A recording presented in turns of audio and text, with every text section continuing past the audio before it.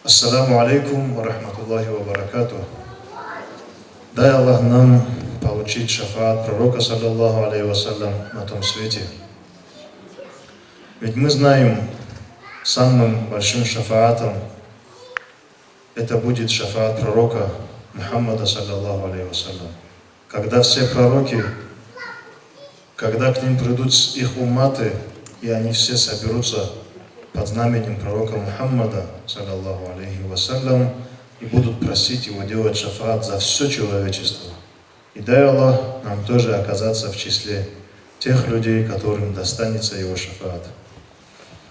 Однажды, после того, как покинул этот мир пророк, саллаллаху алейхи вассалям, Абу Хурайра, радиаллаху анху, пришел на рынок, увидел, как там люди торгуют, и сказал им: «О люди, вы торгуете здесь в то время, когда раздают наследство пророка, саллаллаху алейхи вассалям». И все эти люди, бросив свою торговлю, бросив свои дела, в надежде получить часть из наследства пророка, саллаллаху алейхи вассалям, в надежде получить какие-нибудь золотые монеты, серебряные дирхемы, или землю, или еще что-нибудь из наследства пророка, саллаллаху алейхи вассалям, побежали к нему домой. А мы знаем, дом пророка, саллаллаху алейхи вассалям, был прямо рядом с мечетью.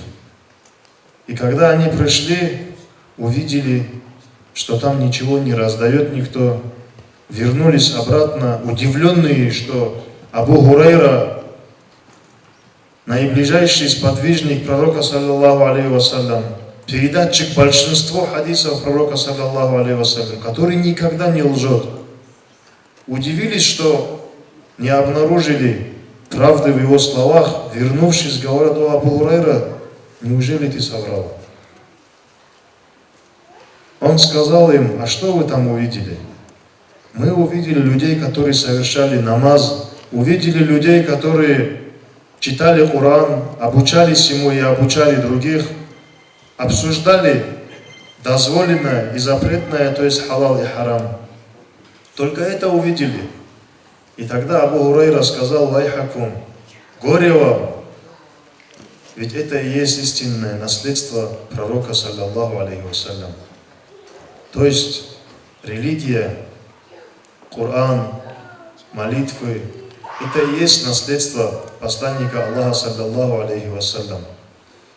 И все, кто сегодня пришел сюда, слушал алимов, ученых, получили свою частичку из наследства пророка, саллаллаху алейхи вассалям. Ведь посланник Аллаха в своем хадисе сказал: «Инналь уляма аварататуль амбия». Поистине ученые и есть наследники пророков. Пророки ведь в наследство не оставляли земли, не оставляли золото, а оставляли знания, наставления.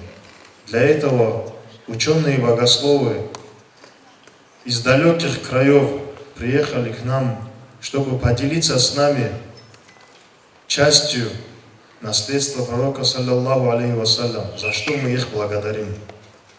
За что выражаю им благодарность от всех присутствующих, от всех тех, кто проживает в Башкирии и Уфе, независимо от национальности. Баракаллах вам, что вы приехали, поделились с нами той частичкой, которую вы сами получили в наследство от пророка, саллаллаху алейхи вассалям.